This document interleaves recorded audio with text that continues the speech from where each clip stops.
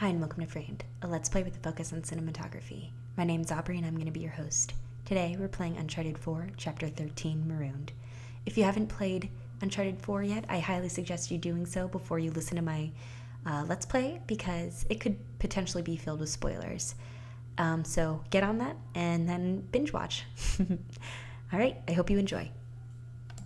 I love how we'll see Nathan crawl into frame here, like coming out of this primordial ooze emerging from the ocean. It's really powerful after a broken ship. The whole color palette is blue. You can tell that the ocean, which I mentioned before, is a metaphor for a journey, and this journey brought him to an island where he is literally marooned. He's not only abandoned by himself on this island physically, but he's also alone emotionally. He doesn't have Sam, he doesn't have Elena. Everyone, he's pushed away. You'll also notice how Nathan is standing, his posture. He's not standing up straight, he's literally hunched over. And look at that mountain shape, it is a very similar shape. I don't think by coincidence either. Nathan was looking at that jagged mountain, kind of bent and bowed and foreboding, and he is taking a very similar shape as that. So Naughty Dog's really making the environment reflect Nathan's emotional state, and it's just turned up to max in this scene. The color palette here is almost completely blue, but we have a little bit tiny fizzle of orange in that ship that is wrecked. That only way out, that way to freedom, has that little dying light. And Nathan is cold and in the storm.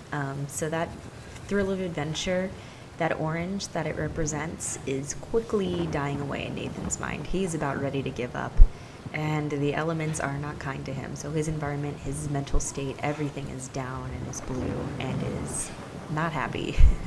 I also love how that boat is jagged and slanted in the exact same way as the rocks are, those rocky, sharp, pointed rocks are, which also mimics the mountain in the background. They all fit together so well as these sharp, threatening shores. Not a welcoming island, that's to be sure. Sam!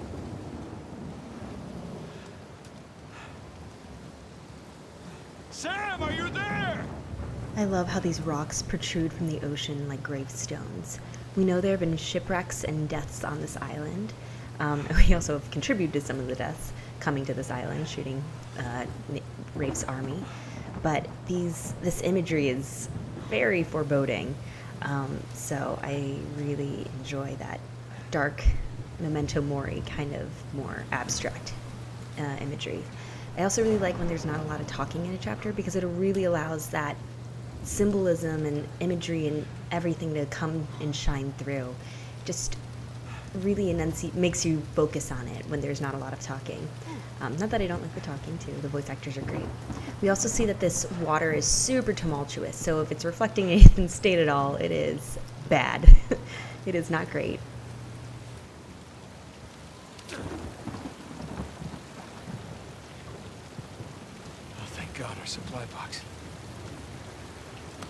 Oh, for guts. Of course. Everything's gone.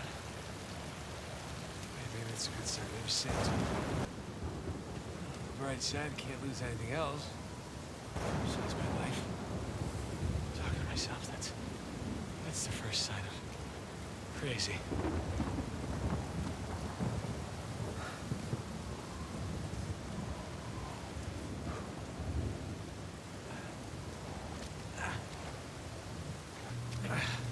I mean, these rocks with the lightning behind them really look like something almost out of a Halloween, like an image for Halloween, a poster. I'm alright.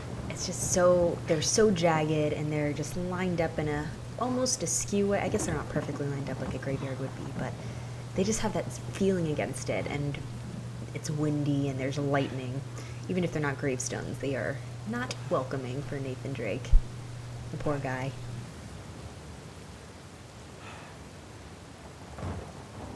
They really emphasize with lightning how foreboding this place is, right by the mountain. Gotta keep going. And you can even line up the camera with a jagged rock. And this is one of those accidental not accidental, but ways that Naughty Dog designs the game where you don't have to see it in a certain way, but you can see something where it's like, this jagged rock is right in front of Nathan's throat, in front of that foreboding mountain.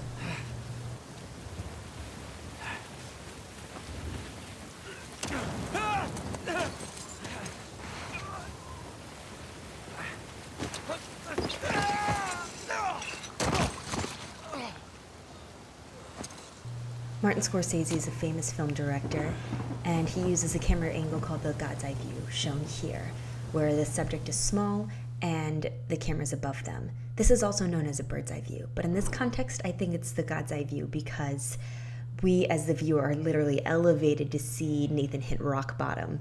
And it also contributes to the themes of Uncharted 4.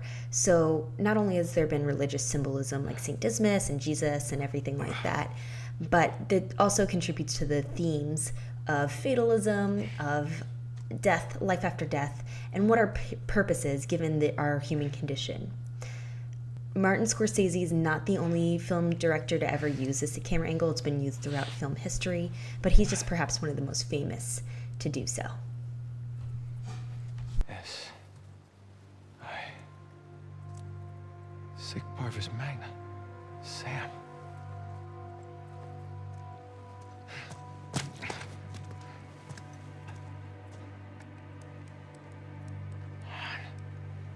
Where are you? Crap.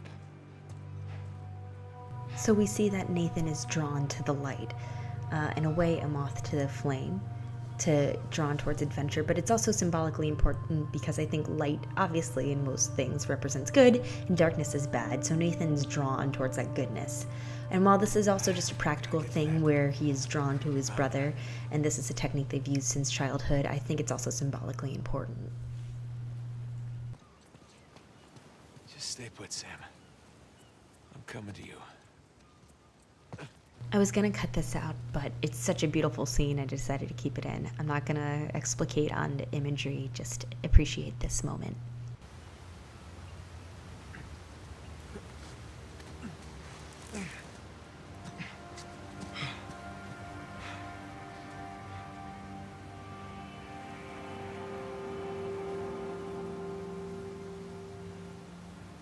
Rafe. Damn it. Watch your back, Sam. Again, I don't know if this is because I've been playing too much Persona 5. Hey. Seen anyone come by here? All lanky. But this image of a skeleton hanging upside down reminds me of the Hanged Man tarot card. And to quote Wikipedia, quote, it depicts an image of a man being hung upside down by one ankle. This method of hanging was common punishment at the time for traitors in Italy. However, the solemn expression on the face traditionally suggests that he is there by his own accord, and that the card is meant to represent self-sacrifice more so than it does corporal punishment or criminality. So the fact that it could mean all those things, corporal punishment, self-sacrifice, is very fitting for our Nathan Drake.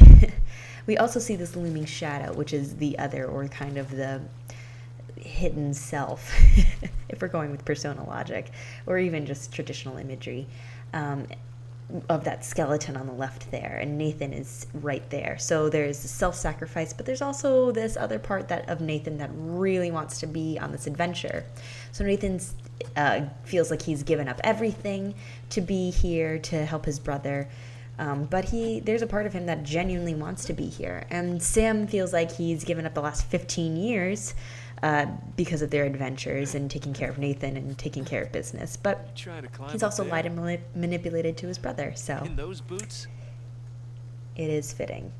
Of course, it also goes into the theme of memento mori and everything like that. But we can see clearly here that the skeleton is hung up by literally one ankle.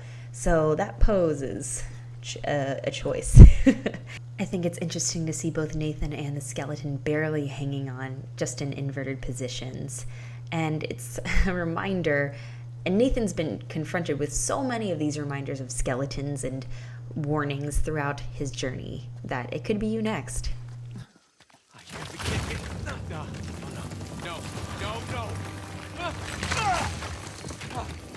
Holy shit.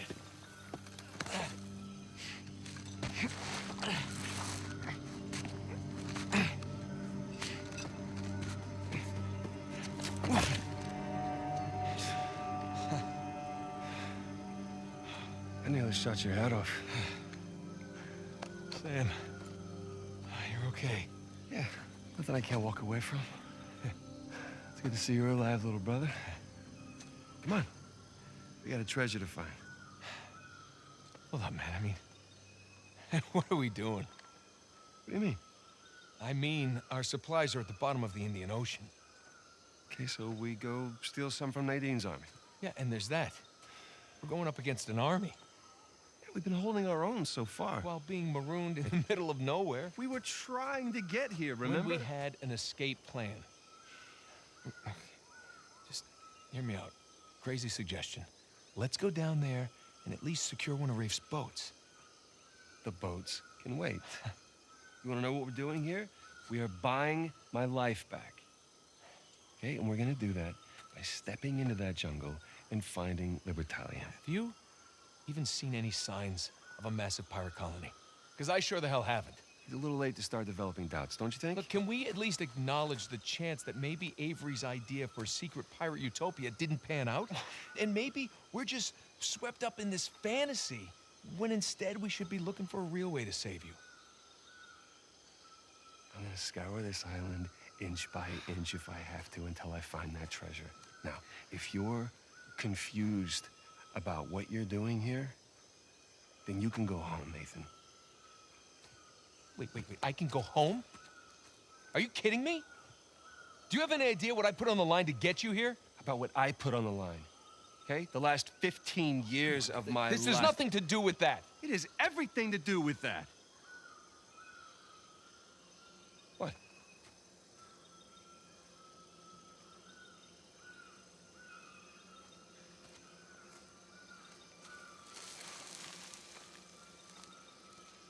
Holy crap.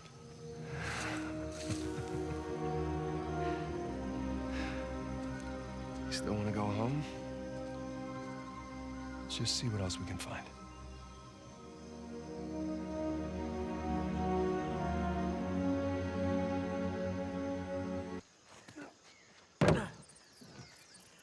Well, no one's home.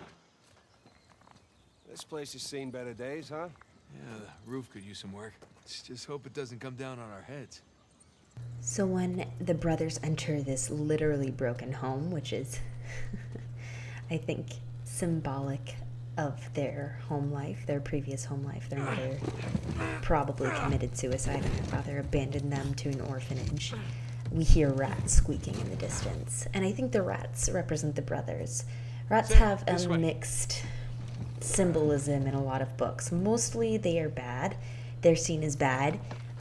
But there's also times where they're shown in a positive light. And I think the brothers are like rats in the fact that they are lowly. They aren't. They haven't come from riches. They're small, but they also are smart, and they are able to survive a lot of things, just like the brothers. So in this way, I think the rats, anytime they're close to the treasure, we see or hear the rats squeaking by when they're pretty close to a goal, which I think represents them. So just a theory. Look at this place. This is no straw hut. Yep, some honest-to-God masonry in here. Where'd those masons come from? I mean, your average ship might have some carpenters among them, coopers, but not masons. Man, what I wouldn't give for a camera. We have one. Shut your mouth. You serious? Yeah. It's on the boat with the rest of our stuff. Oh, thanks. Sometimes I have to include the Drake brother banter just because I enjoy it, not because it explicates the plot or the imagery or anything like that. Anyways, I knew this episode was a little short this week. I apologize, but I hope it was still enjoyable, and I hope you tune in next week for the video. Thanks for watching. Bye.